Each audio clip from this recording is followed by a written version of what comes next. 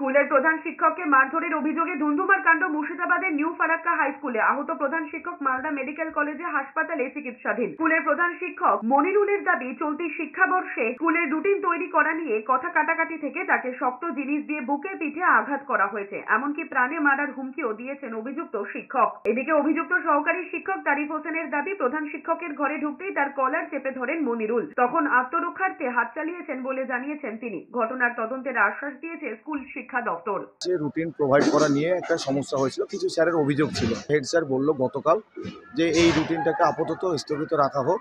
Headmaster সেটা বলার পরেও রুটিন সেটা প্রোভাইড হয়, নতুন রুটিন, এবং সেটা অনুযায়ী ক্লাস করানো চলছে। হেডমাস্টার আমাদের গৌতম ঘোষ স্যারকে ডাকেন এবং যখন উনি যান এবং তারপরে যখন আমরা যাই, সেই মতো অবস্থা দেখি যে হেডমাস্টার অলরেডি মার খেয়ে খুব বাজে পরিস্থিতিতে বসে আছেন, কান্নাকাটি করছেন, মুখ সব ফুলে গেছে। মারলেন তারিফ হোসেন, মোহাম্মদ তারিফ হোসেন, কিরণচন্দ্র দাস, সোহরাব আলী, সুজন স্বর্ণকার, এবং সেটা প্রেসিডেন্টের উপস্থিতিতে, সহকারী শিক্ষক।